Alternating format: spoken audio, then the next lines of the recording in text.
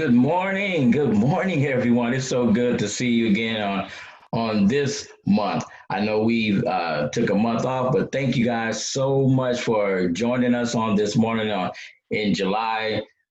Been pretty hot. I tell you the truth, it's been pretty hot, but here we are. Thank you guys for joining us today on this luncheon.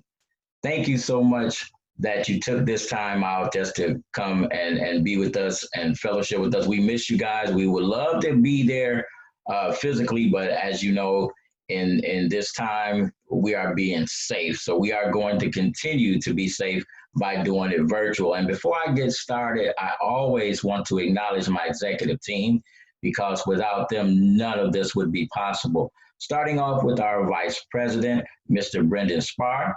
Thank you so much for who you are and what you do. Followed up by our wonderful secretary, Ms. Antoinette Fields. Thank you so much. And last but not least, definitely our treasurer, Mr. Taylor Davis. Thank you guys so much for who you are. And I just want to welcome all of our first time guests, all of our guests, but especially our first time guests. And if we do have any first time guests here, would you please acknowledge yourselves in the chat room so we can come back to you very, very shortly after I acknowledge my wonderful members and then also our new members.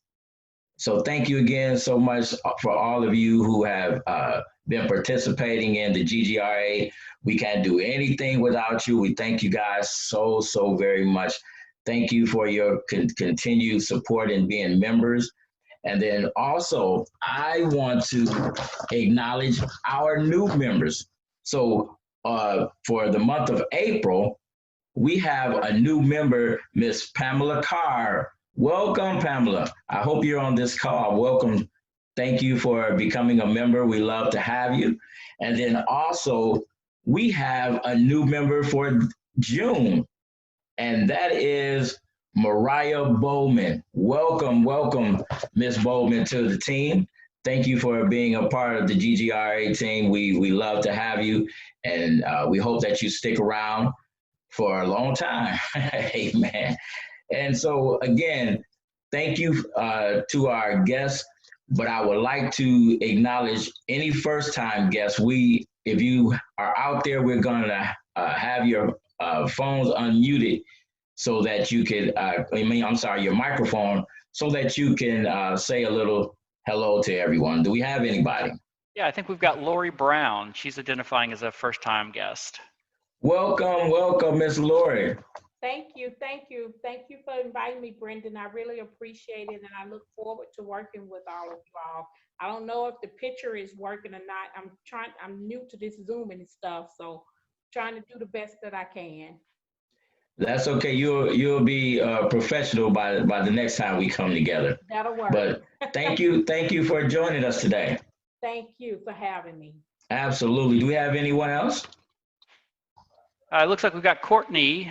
She's a first-time guest. Courtney. Hello. Hi. Well, welcome, Courtney. How are you? Good. How are you guys? Wonderful, wonderful. Who invited you? Jeremy Dolan. So I work for Fostering Together for Gwinnett Church, and I'm a social worker. I work with foster families and the children they serve. Oh, great. Awesome. Well, thank you for being with us. We look forward to you joining us again. All right. It looks like Dave Davis. He's actually a speaker today, and I'll unmute him and let him introduce himself.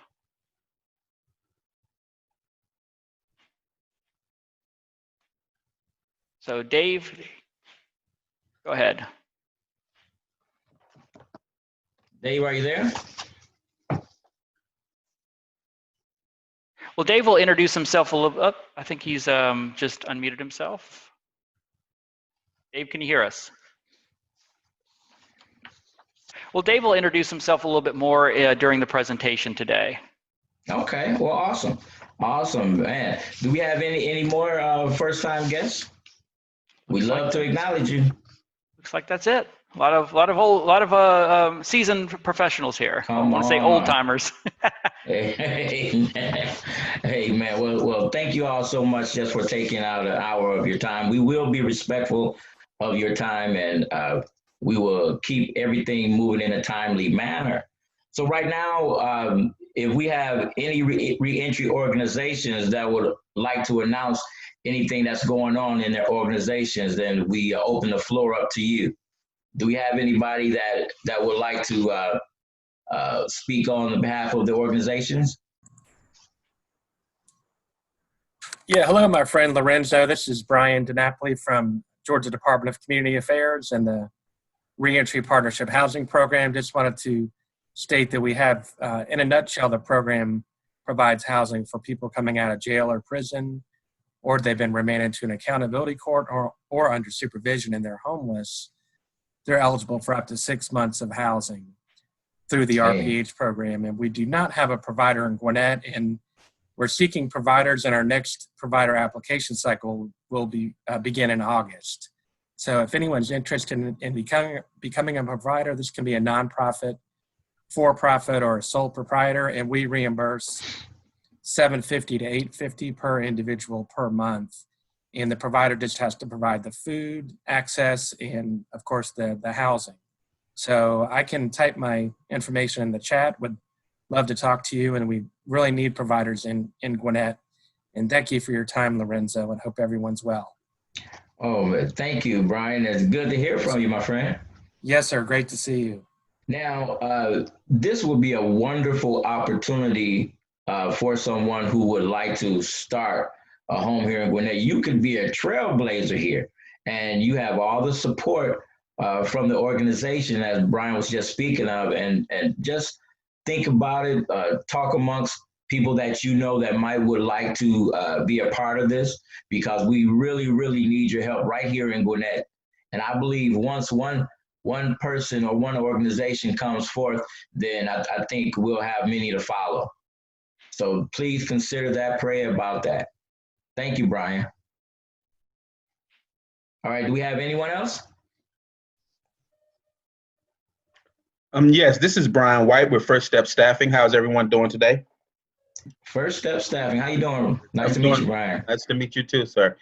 Thanks again for the invite. It's been a while since I've been to one of these luncheons. I've had surgery on my neck, so I've been out for about 3 weeks.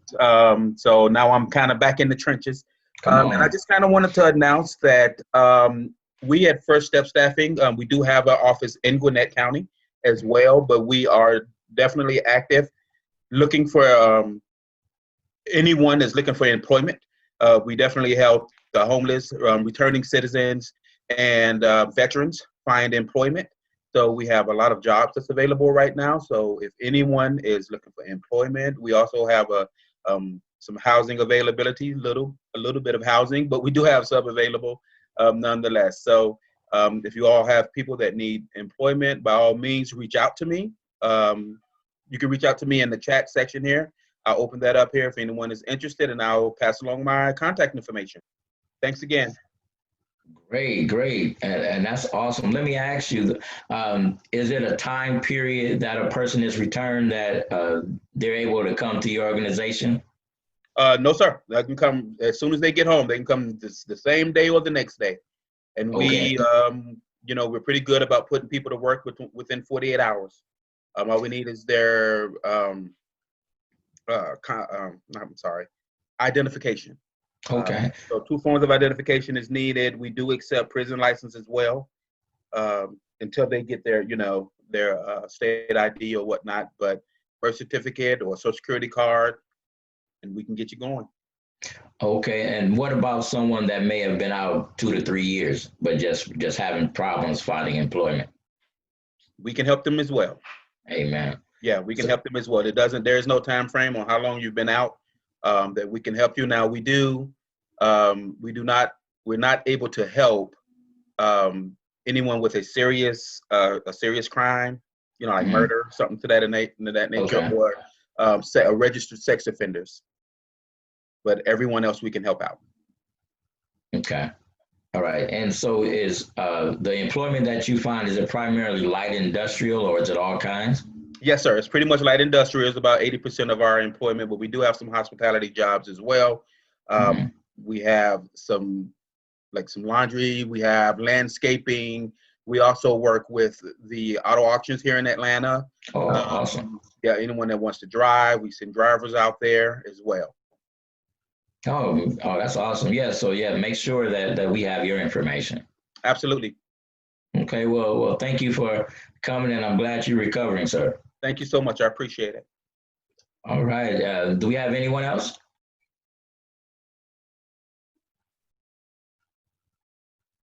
Okay, not to pick on anyone. I did see a couple of friends joining. Yeah, I think we've got Navigate Recovery. Amanda is going to give us an update. I was trying not to call you out, Amanda, by name. Yeah. Hi. Can you guys hear me okay? Yes, ma'am. Okay. Well, good to see everybody virtually. But yeah, I just wanted to share, here at Navigate Recovery, we're really excited because we have opened our doors again. Which, Amen. we work with individuals and families in recovery, looking for recovery, support people, our peers. We try, we opened our doors on the 22nd of June. So we have a lot of protocols put in place when individuals are in the building, but we're able to meet again, which is so important in recovery. So we're really excited about that. So most of our meetings are back. Some of them have not, but almost all of them have a virtual option as well. Our recovery coach sessions, we're doing one-on-ones. We're all masked up, but we're doing it. And we're also back in one of the hospitals, which is great. It's a slow open up, as you can imagine. Our ED program, our coaches meet, if you don't know, they meet individuals bedside if they have overdose or at a high risk, or just are interested in talking to someone about recovery. And so we are back in one of the hospitals, and we're working on getting back into the other 4 that we work with. However, we're still meeting with those individuals virtually. So we're able to make that connection and be there for people. So really excited about that slow ramp up of just being able to be together. And I also just wanted to share that our biggest fundraiser of the year is a 5K. Our 5K is happening in September, which is Recovery Month. And I can share the information if anyone is interested in sponsoring or running, walking. It's an awesome day of recovery and just showing that it's possible. Also honoring individuals that we have all lost along the way. But it's just a really great day where the community comes together to support each other and show that recovery is a beautiful thing. And we're all living proof. I myself am as well. So I'll share that stuff with you guys. But I just wanted to give you that quick update. So thank you. Wow, that's awesome. And that is so I'm glad to see that you guys are open again. Yes. Really need you. Really need you. Yes, the this is already a huge issue, as we all know, but with Corona, it's gotten a lot worse. Since the last time I talked about this early in quarantine, there's just a lot of individuals that are having setbacks, or just there's a lot going on. So just being able to connect with people more is really what we need to do, and we're happy to be able to do it right now. So. Great. So as far as sponsorship for the 5K, is there a minimum sponsor pledge started or? There's all kinds of different categories, and some companies or organizations just want to have a space, and that's available too. So you can get a space where we call it exhibit table, where if somebody wanted to do that too, and then it goes all the way up. Now I'm working right now on actually setting up a virtual option, because as we know, we have no idea what's going to happen tomorrow. Absolutely. So September is kind of hard, but we're planning, we're moving forward. But I will be adding a virtual option for those who feel a little more comfortable doing that. So, but it is going to be September 26th here in Lawrenceville at Alexander Park. We try to keep it close to where we are. So this is our neighborhood, this is our community. Amen. And so, again, I can send you information or post it on here and just let everybody know about that. Yeah, do both if you wouldn't mind. All right, I definitely will. All right, tell everybody hello for us. I will, thank you. All right. Do we have anyone else? I think that's it. Oh, okay. Well, thank you everybody for giving these updates.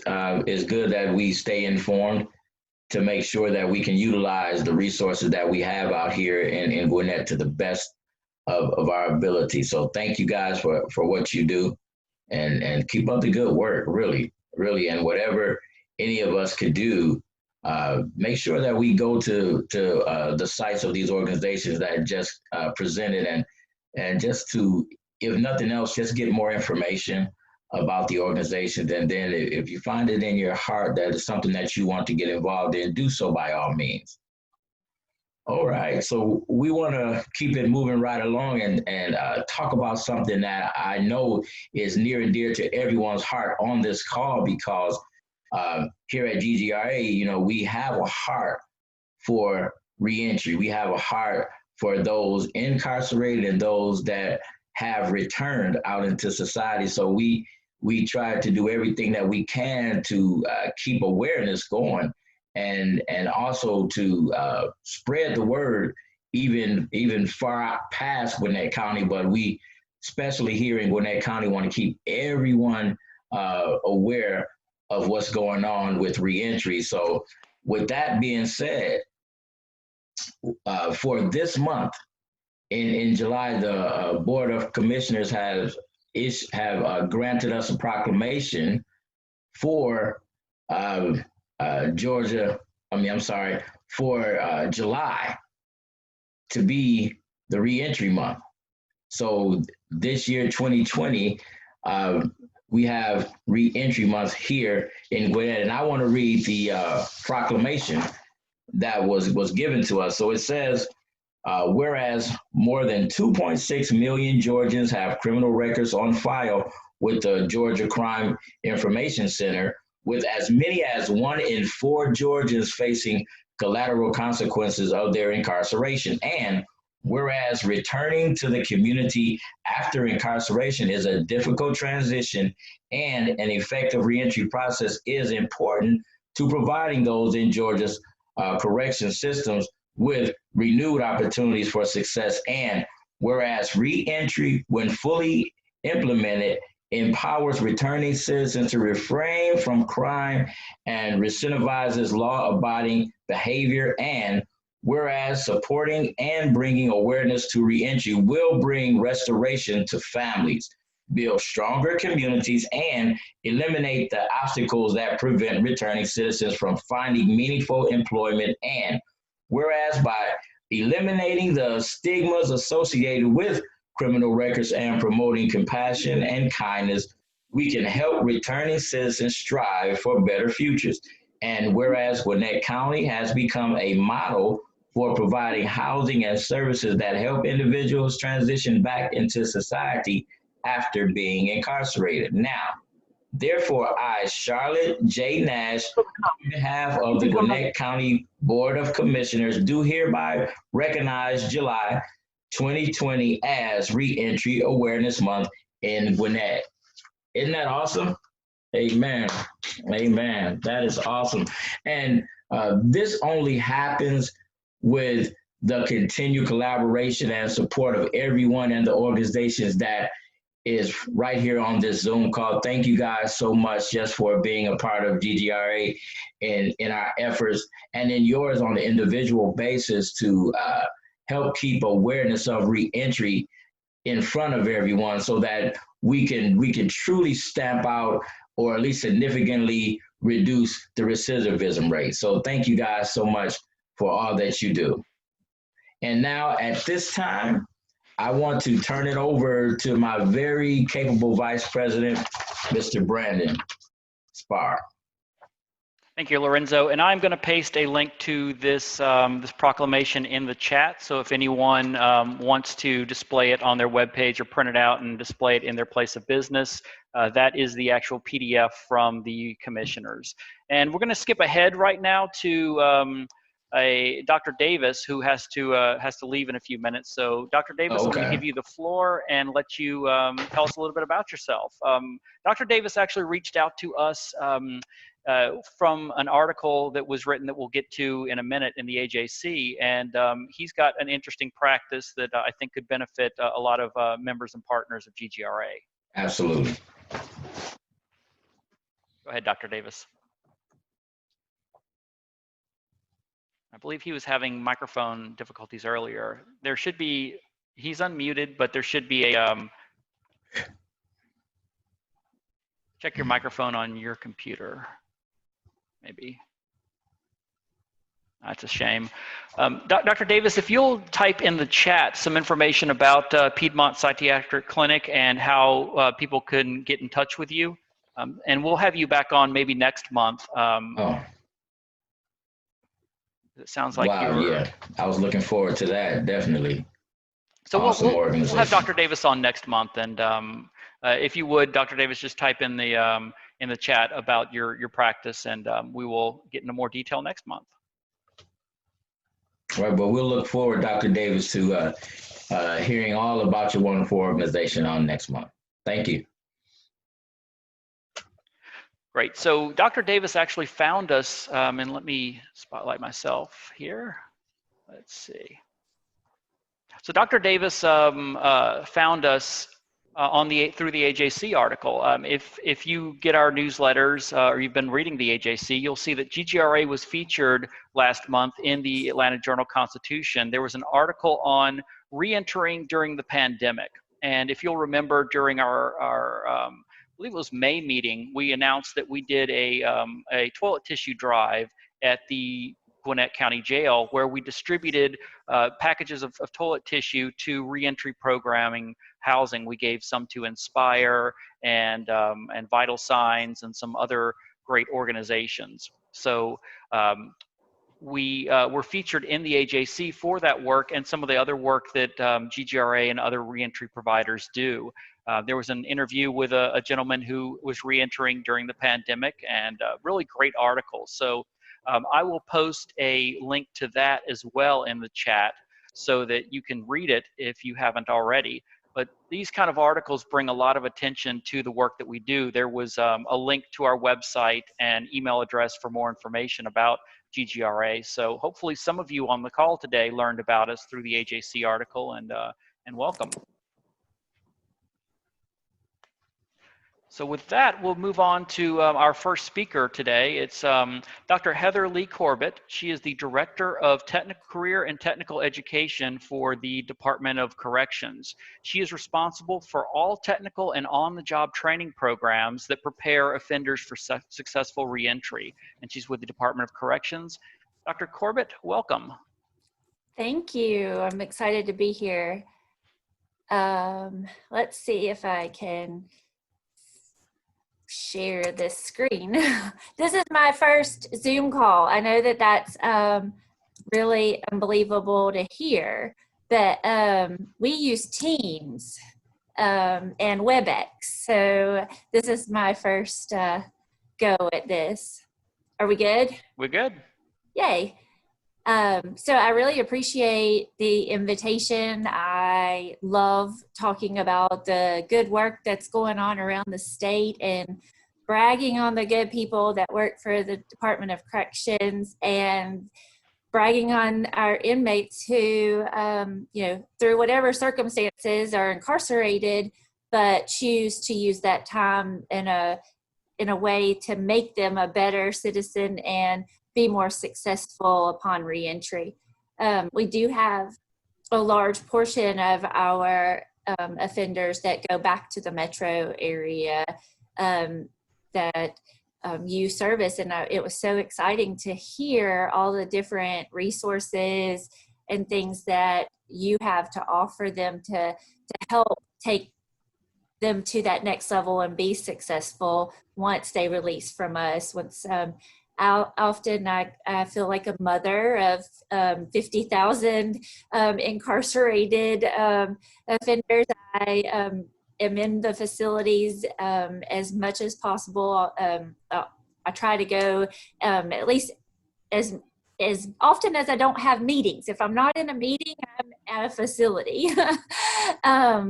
So we really appreciate the partnerships and y'all picking up where our efforts end. Let's see if it will let me advance now, though. Now, we only went to this, we only practiced this far. You should be able to use your right arrow if you'll just press the right arrow. There we go. I pressed it. Okay, so the reason why I do what I do, everybody says, what's your why? And I know that every day I get up and I'm just a mechanism for God's work. I know state employees, we're not really supposed to talk about that so much, but that's my reason. If you will look at the GDC, I like to talk, there's all kinds of data across the nation, and that coincides with the Georgia data, but I like to talk what's happening right here in our own communities, in our own state. And this is the Georgia Department of Corrections recidivism rates.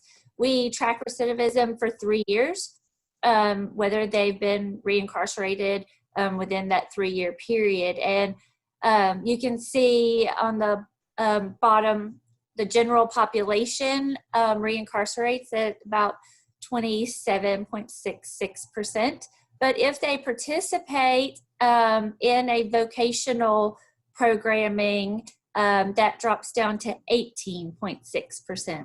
So we know that that is definitely a positive. Just in case you may not know, the RSAT program, that's for substance abuse programming. And then the second one where it says COG, that's for participating in cognitive behavioral counseling programming. And then you can see GED is also has a dramatic impact on the success of reentry. I like to call that the gate holder, the door that you kind of, that opens the doors for participating in the vocational. It opens the doors for jobs. And so we're excited to quantify what we all already know. We know that education is important, and we know that gaining a skill allows you to be employed and the more likelihood that you'll be successful. So that's just the numbers to validate everything that we already know and what we do. Up until 2 years ago, we didn't have, well, a year and a half, I guess, we didn't have, all we had was vocational programming, the recidivism rate, but I wanted to know, I'm a very data-driven person, and I wanted to know, well, if I'm putting all this money in programmings or effort into programming, does it have an impact? And really what drove that are animal programs. We don't actually spend any money. They're all supported with community outreach and volunteers and so forth. But we have a lot of programs where we rescue dogs, rescue horses, and so forth. And they get a lot of attention, and they take a lot of work from the staff for people checking for contraband, for donations from dog food and dog beds and things like that. So I was like, well, we're putting a lot of effort, and some people were kind of like, well, that's not our mission to save dogs, and horses. And I was like, well, let's just see what it does. Well, so that kind of drove. And so while I was looking at that and trying to decide with budget cuts, what programs were effective and what weren't, I also wanted to know, like, who we put in to take care of a dog that might be potentially living right there in their housing environment is a totally different person than who we might allow to sit at a computer in a classroom or hold a book. So I like to compare apples to apples and oranges to oranges. So it's not always fair to say, that this person who completed a business class that they didn't have access to welding equipment and with potential shanks and things like that, that their recidivism rate is better or worse than the person in the welding. So on one column, you'll see the people that completed the program. They successfully completed the entire program. The other column are those who enrolled in the program but did not complete. So I feel like that is a better, you're not just looking at the general population. You're looking at people that they had to have similar scores on their tests to get into the programs. They had to have different levels of skill or interest and so forth. So you're really looking at more equivalent, did the program actually have an impact? And as you can see, post-secondary, those who completed that had a huge impact. Animal programs had a enormous impact as well.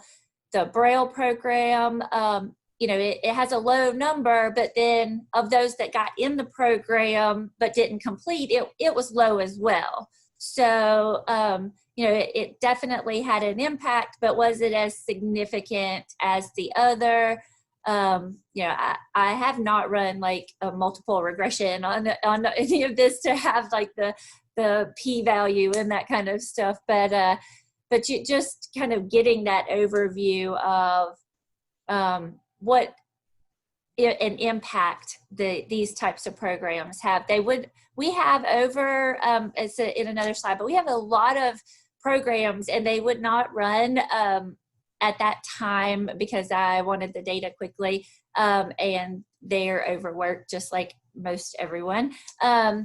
These were the programs that I asked them, like they were like, okay, just give me a handful and let me run. But I would like to run the statistics on like a large majority of our programs. One thing I did find, besides the participation in the animal program in the post-secondary, that was surprising. I mean, that welders get out and get a job, and plumbers and so forth. But at the very bottom, the bottom row is all OJT programs.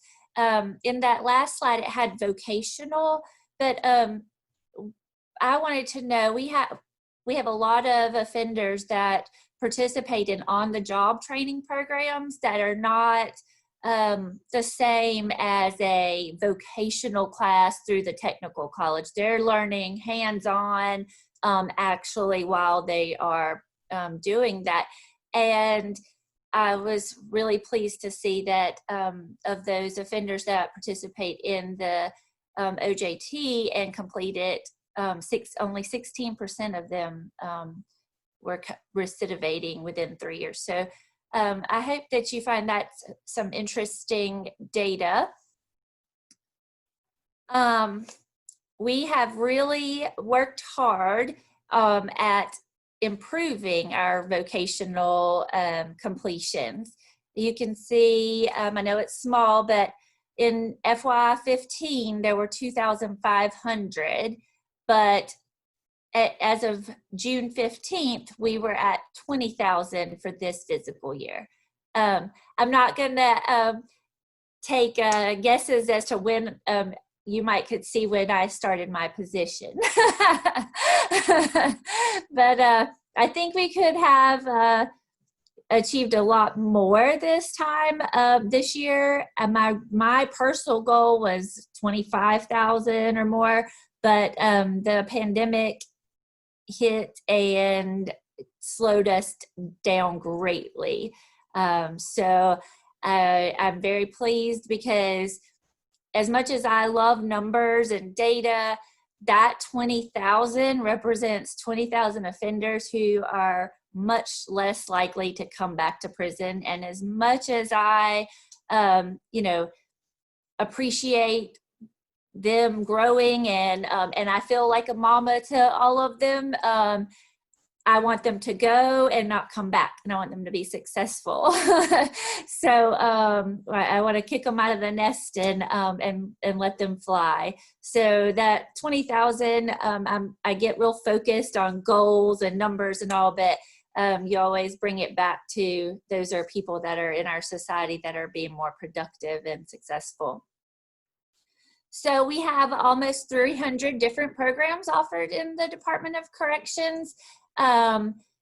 The ones that we have had the most completions on for this year were programs that were related to safety and maintenance. We really focus a lot on those things. You know, in Maslow's hierarchy, you have to be safe first.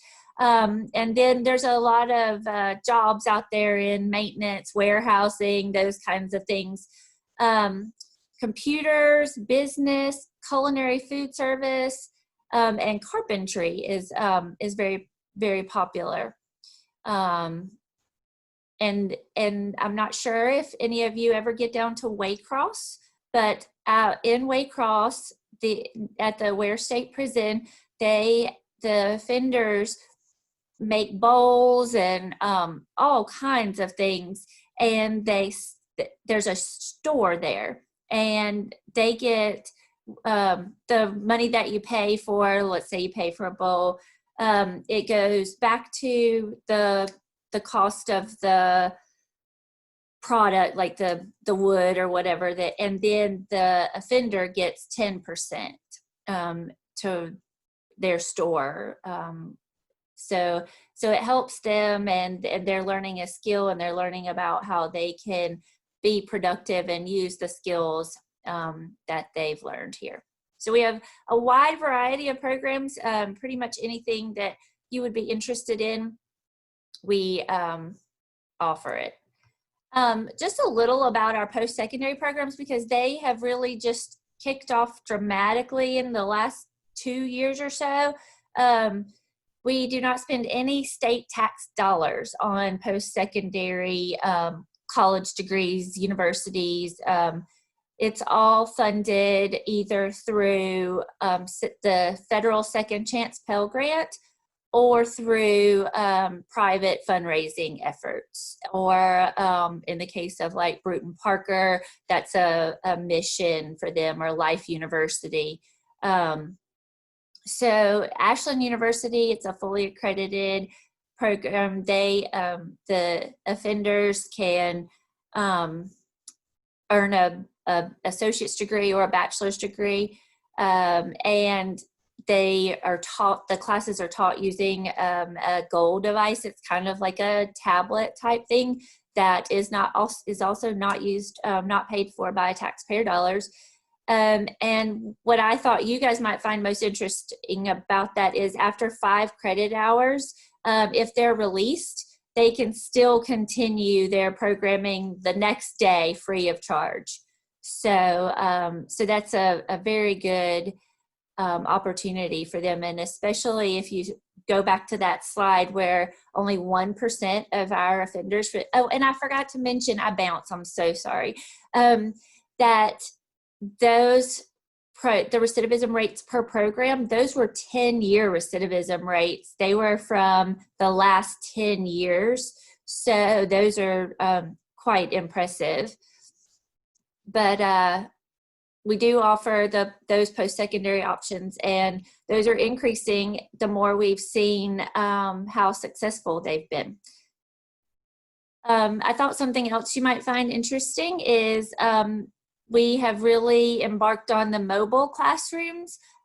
You've probably maybe seen the Technical College System of Georgia has some welding labs, but we also have a low voltage electrician, a culinary food truck certification, telecommunications. And the reason why we like these mobile classrooms is we have limited space in our facilities, and it costs a lot to build infrastructure.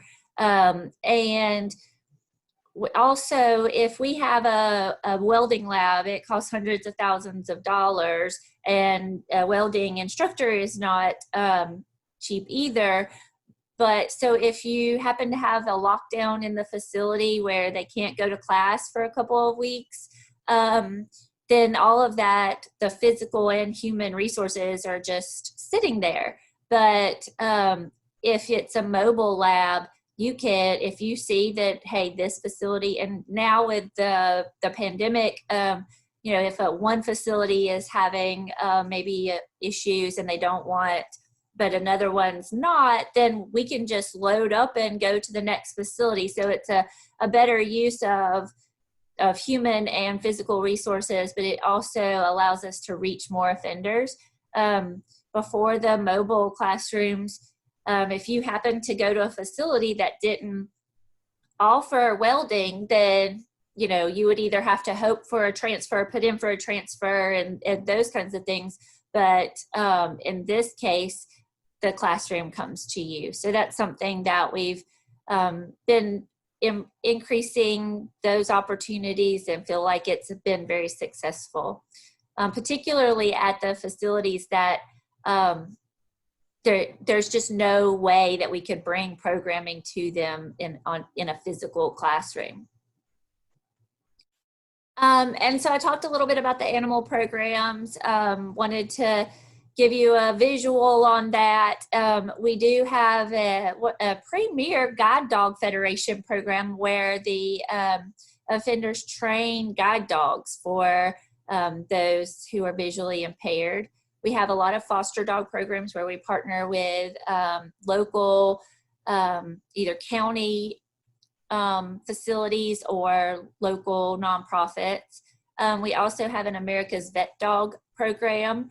And one very interesting one is the Auburn University Vapor Wake dogs. These dogs have gone on from training in our prisons to work for Disney, to work for multiple airlines, for the federal government. These dogs, they smell in the air instead of on a contact surface. We also have 2 equine rescue programs where our offenders help to rehabilitate and train horses that have been from the Department of Agriculture that maybe have not been treated well, or for whatever reason had to be rescued. And then we also have multiple beekeeping programs, and actually one of our facilities won this year the best tasting honey, and that was against all of the honey that people, hundreds of people putting in their Georgia grown honey, all the different honey's a big thing right now. And we were really proud of one of our facilities, Autry State Prison, that won the best tasting honey against not just prison people, but everywhere in Georgia. So I thought, when since you're the Gwinnett Reentry Group, I would put the Gwinnett County Prison. The county prisons are, kind of work with us. It's a partnership, and I thought I would show you what completions they had done so far this year and in what they were working in. We're proud of them for the work that they've done in a wide variety of different programs. And that's me. And that's my contact information. Feel free to email or call. Thank you so much, Dr. Corbett. Thank you for being here today. We've got some time for some questions. If anyone has questions for Dr. Corbett, you can ask them in the chat and we will call on you. I will say, though, that I read an article in, I think it was the AJC, about the new Supreme Court building that was just constructed. And a lot of the maintenance or a lot of the furniture and upholstery was provided by people that were incarcerated in Georgia prisons. So what a resume builder.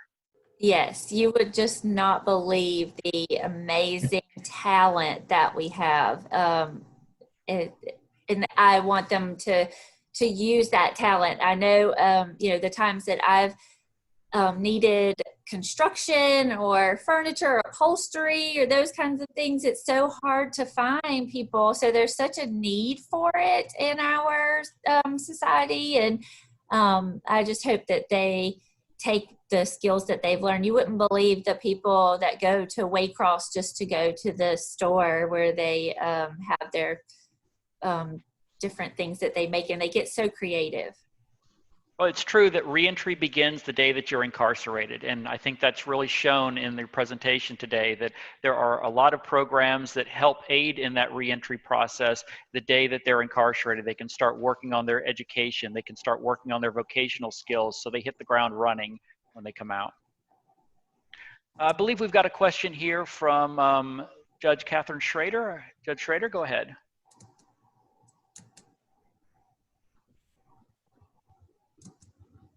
I believe she's muted. She's asking, do you decide which offender participates in which program, and is there any collaboration with Georgia Gwinnett Tech? I do not make those decisions. They work with their counselor, really and truly right from the beginning of their incarceration, and they maybe say they detail what education they already have and then what they're interested in. And if they end up going to that, it may be because there are more people. We do try to, if we have people interested in the program and they're getting out before somebody else, then we want the people getting out sooner. That's about the only triage there is for entry into the program, whereas one person would receive priority over another is their date of potential release. But the counselors are at the facilities. They put in, Heather wants to go to a welding program, and our offender management manages that. Did I answer the question? Thank you. Any other questions? If not, thank you so much, Dr. Corbett, for joining us today. Thank you. It was great to hear what y'all, the fabulous things that y'all are doing. Yes, thank you, Dr. Corbett. What a wonderful wealth of information, and I love the numbers of what's happening here in Gwinnett, and I would love to contact you at a later date to talk with you more. Sure. Anytime, anybody. Thank you.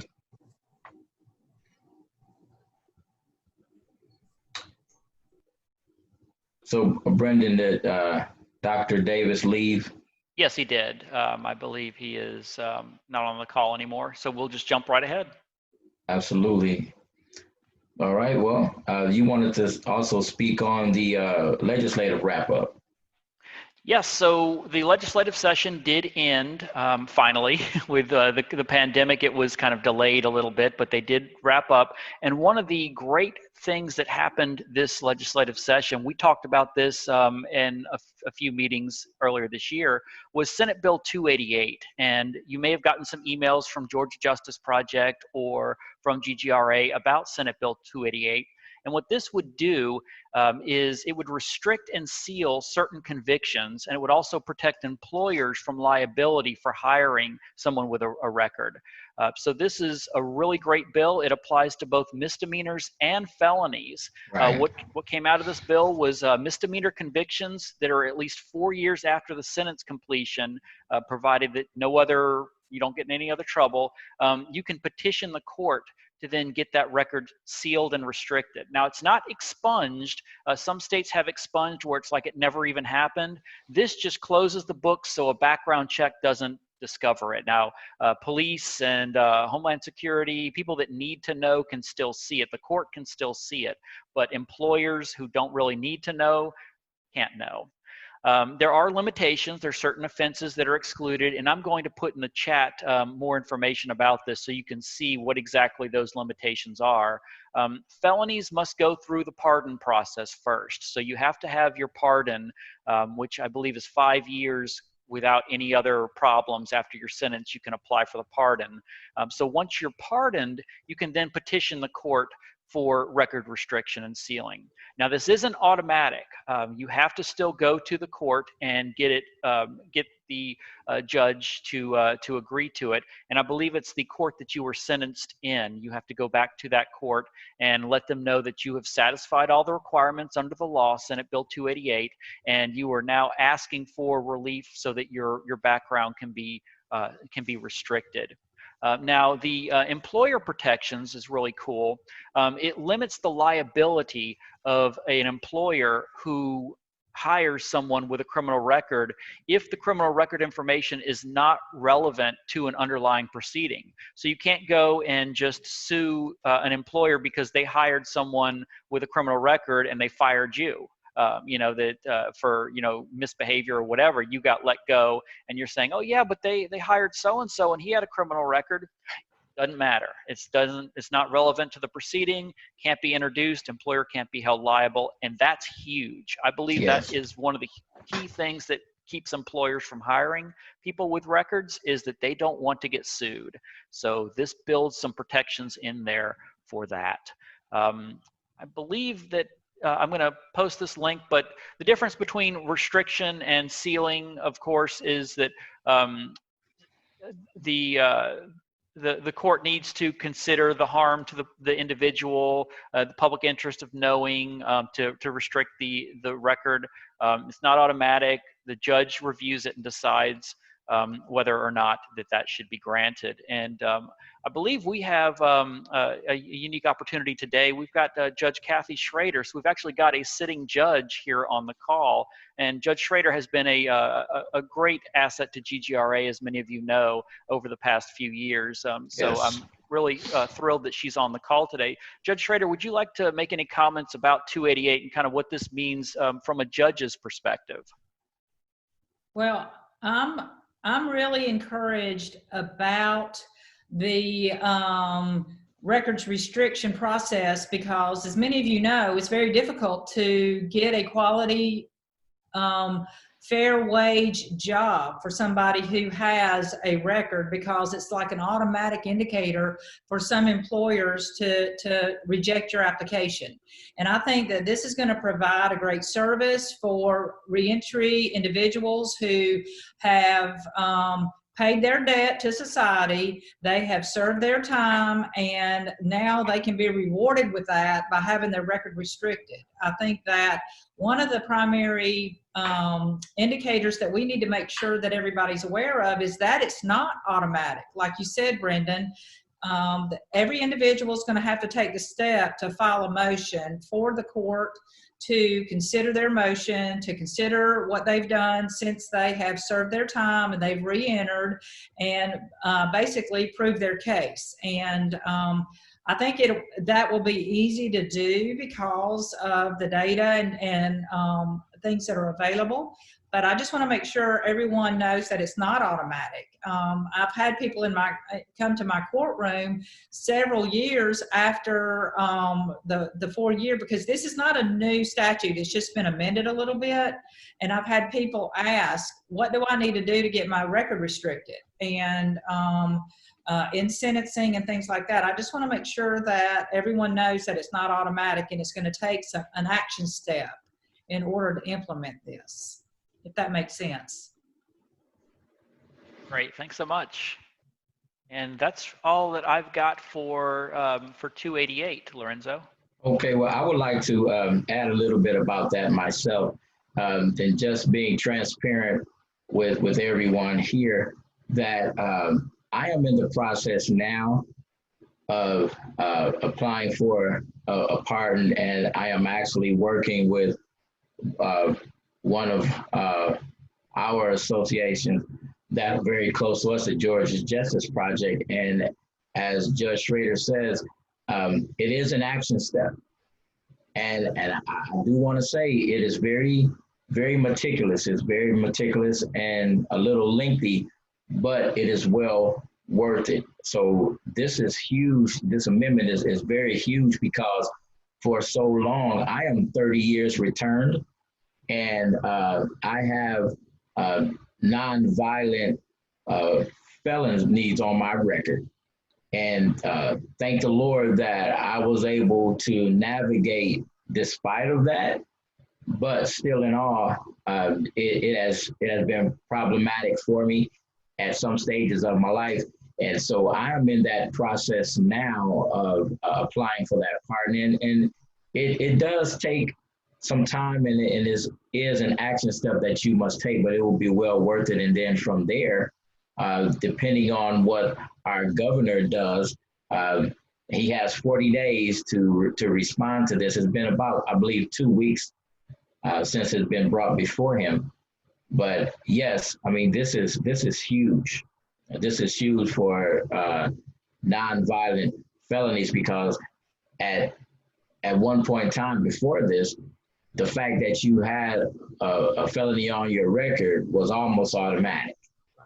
You know, that it would not happen for you. So I am very, very encouraged. So thank you.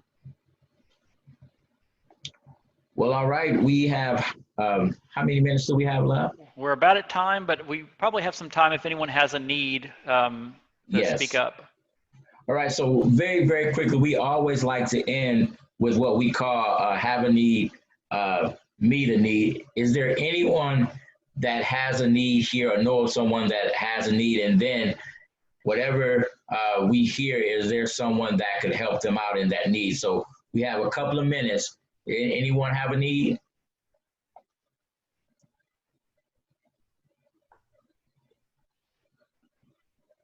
I think we're good this month. Well, that's wonderful. I mean, that's one we love to help, but it's even better if all needs are already met.